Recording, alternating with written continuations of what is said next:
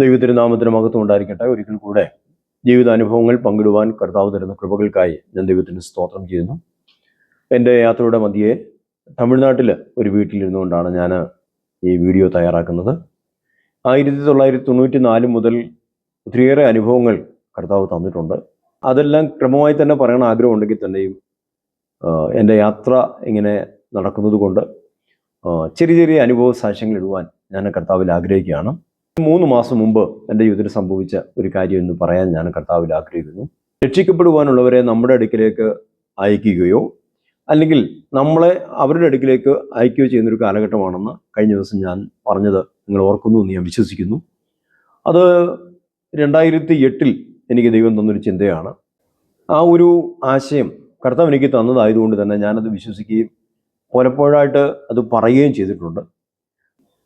ഏകദേശം ഒരു 6 മാസമായിട്ട് ഞാൻ ഹരിയാനയിലും ഭാഗ്യവുമായിട്ട് പ്രവർത്തിക്കുന്നുണ്ട്. അങ്ങനെ ഹരിയാനയിൽ താമസിക്കുന്ന സമയത്താണ് പത്താൻകോട്ടുള്ള ഒരു ചർച്ചിനെ കുറിച്ച് ഞാൻ അറിഞ്ഞത്. ആ ചർച്ചിലൊന്ന് പോകണം എന്നെൻ്റെ മനസ്സിലൊരു ആഗ്രഹം വന്നു. ഞാൻ അവിടേക്ക് ഒരു ദിവസം യാത്രയായി. ഞായറാഴ്ചയിൽ ആ കൂട്ടായ്മയിൽ പങ്കെടുക്കാൻ കർത്താവ് സഹായിച്ചു. വചനം ശുശ്രൂഷിക്കുവാനൊക്കെ ദൈവം അവസരം തന്നു. അതിനുശേഷം പല ഗ്രാമങ്ങളിൽ പോകാനും പ്രാർത്ഥനകൾ നടത്തുവാനൊക്കെ കർത്താവ് സഹായിച്ചു. ഞായറാഴ്ച വൈകുന്നേരത്ത് ഞാൻ പ്രിയ ദേവദാസനോട് കൂടെ ഒരുമിച്ച് അവരുടെ റൂമിൽ താമസിച്ചു. രാവിലെ 7 മണിക്കാണ് എനിക്ക് ട്രെയിൻ ഉള്ളത്. എനിക്ക് റിസർവേഷൻ ടിക്കറ്റ് ഉണ്ട്. 6:45 തന്നെ ഓട്ടോറിക്ഷ വന്നു. ഞാൻ ആ ഓട്ടോറിക്ഷയിൽ സ്റ്റേഷനിലേക്ക് യാത്രയായി. റെയിൽവേ സ്റ്റേഷനിൽ ചെന്ന് ഇറങ്ങിക്കഴിഞ്ഞപ്പോഴാണ് ഞാൻ മനസ്സിലാക്കുന്നത് ഞാൻ വന്നിറങ്ങിയ സ്റ്റേഷനല്ല. ഞാനത് ഓട്ടോറിക്ഷക്കാരന് പറഞ്ഞു, ബ്രദറെ, ഇത് ഞാൻ ഇറങ്ങിയ സ്റ്റേഷനല്ലല്ലോ. ഉടനെ ആ ഓട്ടോറിക്ഷക്കാരൻ പറയാണ്, ഇവിടെ കൊണ്ടുവിടാനാണ്, അവിടെ ഇവിടെ ഇറങ്ങിയോ ഇതാന്ന് പറഞ്ഞുകൊണ്ട് അദ്ദേഹം തൻ്റെ വഴിക്കാൻ പോയി. എനിക്ക് മനസ്സിലായി ഞാൻ ഇറങ്ങിയ സ്റ്റേഷനല്ല, എൻ്റെ സ്റ്റേഷൻ ഇതല്ലെന്ന് എനിക്ക് ഉറപ്പായിരുന്നു. ഞാൻ ആ സ്റ്റേഷനിൽ കയറി ചെന്നിട്ട് സ്റ്റേഷനിൽ കൗണ്ടറിൽ ഇരിക്കുന്ന ടിക്കറ്റ് കൊടുക്കുന്ന ആളുടെ അടുക്കൽ എൻ്റെ ടിക്കറ്റ് കാണിച്ചിട്ട് പറഞ്ഞു, ഈ വണ്ടി ഇവിടെ നിർത്തുമോ എന്ന് ചോദിച്ചു. ഉടനെ പറഞ്ഞു, ഈ വണ്ടി ഇവിടെ നിർത്തത്തില്ല, ഇത് പത്താൻകോട്ട് ജംഗ്ഷനിൽ നിന്നുള്ള വണ്ടിയാണ്, അതുകൊണ്ട് അവിടെ പോകണമെന്ന് പറഞ്ഞു. ഞാൻ ചോദിച്ചു, എത്ര ദൂരമുണ്ട്?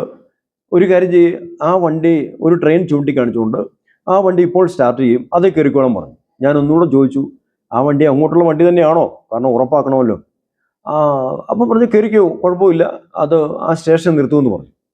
റെയിൽവേയിലെ സ്റ്റാഫല്ലേ പറഞ്ഞത്, അതുകൊണ്ട് തെറ്റൊന്നും വരത്തില്ലല്ലോ എന്ന് കണ്ട് ഞാൻ ഈ ട്രെയിനിൽ ഞാൻ കയറി ഇരിക്കുകയും ആ വണ്ടി വിടുകയും കൂടെ ആയിരുന്നു. ഞാൻ എൻ്റെ മൊബൈൽ എടുത്ത് വെറുതെ നോക്കി, ഈ വണ്ടി എങ്ങോട്ടാണ് പോകുന്നത്. അപ്പോഴാണ് ഞാൻ അമ്പരന്ന് പോയത്. ആ വണ്ടി പത്താൻകോട്ട് ജംഗ്ഷനിലേക്ക് പോകുന്ന വണ്ടിയല്ല, മറിച്ച് ജമ്മു കാശ്മീരിലേക്ക് പോകുന്ന വണ്ടിയാണ്. ഞാൻ വളരെ ഭാരപ്പെട്ടു പോയി. കാരണം ചാടി ഇറങ്ങാൻ പറ്റുന്നൊരു സാഹചര്യമല്ല. ടിക്കറ്റിൻ്റെ കാര്യം പ്രശ്നമല്ല, കാരണം എനിക്ക് റിസർവേഷൻ ടിക്കറ്റ് ഉണ്ട്.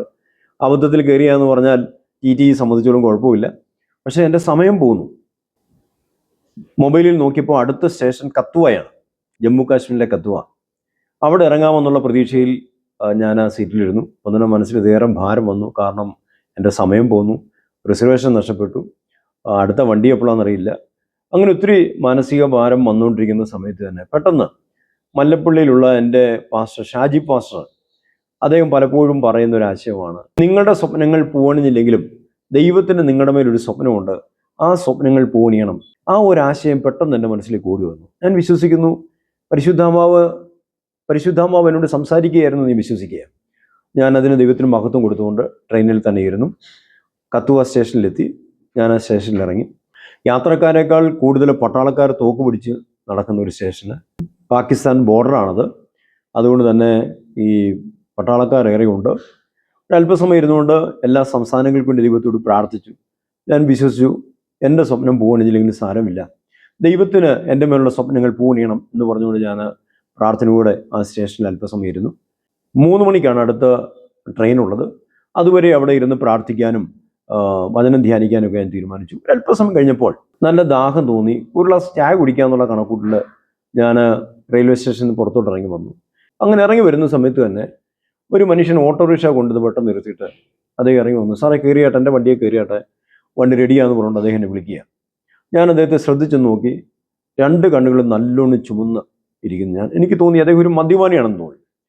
ഞാൻ ചോദിച്ചു, നിങ്ങളൊരു മദ്യപിക്കുന്ന ആളാണോ എന്ന് ചോദിച്ചപ്പോൾ അദ്ദേഹം പറയുക, സാറേ, ഞാൻ ശരിക്കും കുടിക്കും, എനിക്ക് ഓട്ടോറിക്ഷ ഉണ്ട്, ഓട്ടോ ഓടും, രാത്രി നല്ലോണം കുടിക്കും സാറേ.